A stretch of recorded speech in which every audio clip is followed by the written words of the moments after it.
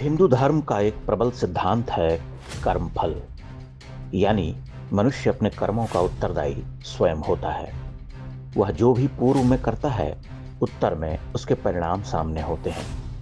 यह कहने सुनने में कई बार पुरातन लगता है, लेकिन जीव जगत में यह सर्वदा नवीन है और शाश्वत है। कर्मफल भोगना ही पड़ता है।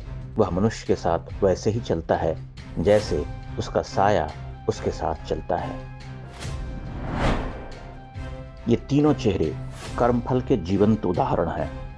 इन तीनों ने कभी गुजरात के पूर्व मुख्यमंत्री और वर्तमान में देश के प्रधानमंत्री नरेंद्र मोदी को फंसाने के लिए कितने ही कुचक्र रचे। ऐसे झूठ और षड्यंत्र कि कोई भी मनुष्य बर्बाद हो जाए।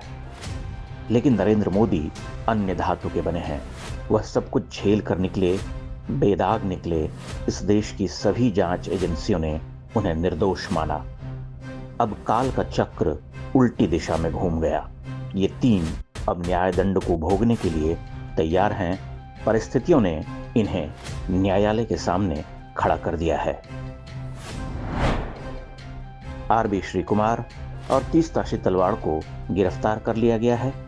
दोनों पर गुजरात दंगों के समय तथ्यों को तोड़ मरोड़ कर पेश करने, किसी दंगा पीड़ित के सहारे निजी स्वार्थ की पूर्ति करने और झूठ के सहारे नरेंद्र मोदी को फंसाने के आरोप हैं। पूर्व आईपीएस अधिकारी संजीव भट्ट पहले से जेल में हैं। ये तीन चेहरे कर्मफल के सिद्धांत की प्रामाणिकता को सामने रखते हैं।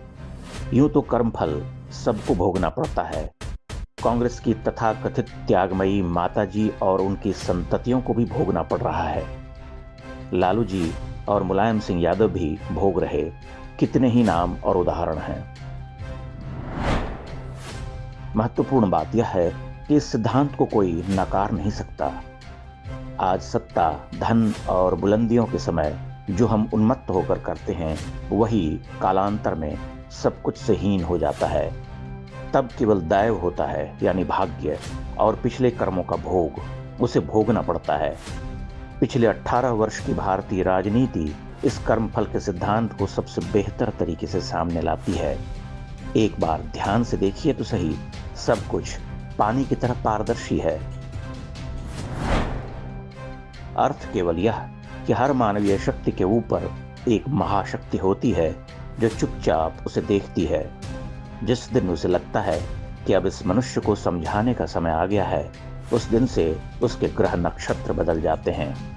तब न तो वो वलवले रहते हैं, न वो हनक बचती है, न झूठी शान ही रह पाती है। मिथ्या प्रतिष्ठा का पुल भर भरा कर गिर जाता है। आदमी काल का खिलौना बनकर रह जाता है।